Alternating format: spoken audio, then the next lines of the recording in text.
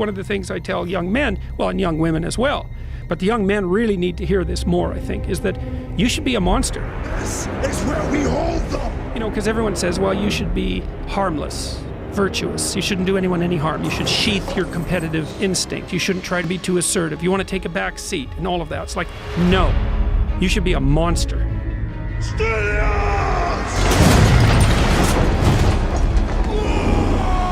Absolute monster. And then you should learn how to control it. Because if you are not capable of cruelty, you are absolutely a victim to anyone who is. Surrender to me!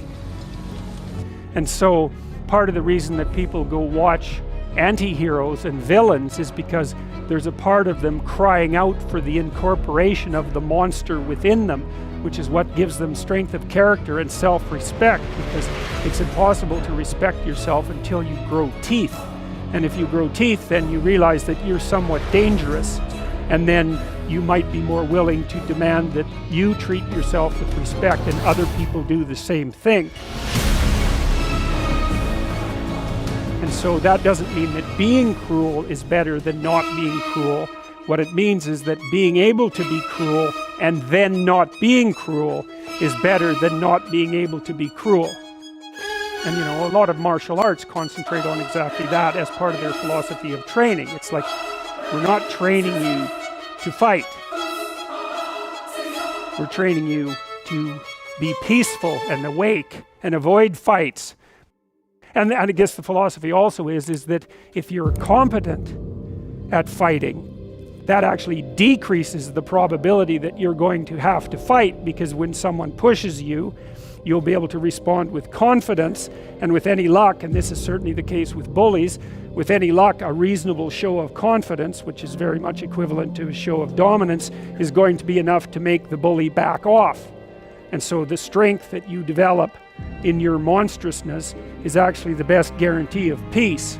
And that's partly why Jung believed that it was necessary for people to integrate their shadow. And he said that was a terrible thing for people to attempt, because the human shadow, which is all those things about yourself that you don't want to realize, reaches all the way to hell.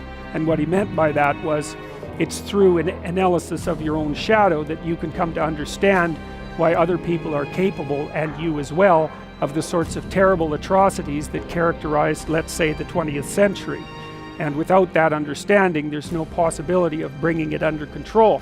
When you study Nazi Germany, for example, or you study the Soviet Union, particularly under Stalin, and you're asking yourself, well, what are these perpetrators like? The answer is, they're just like you. And if you don't know that, that just means that you don't know anything about people, including yourself.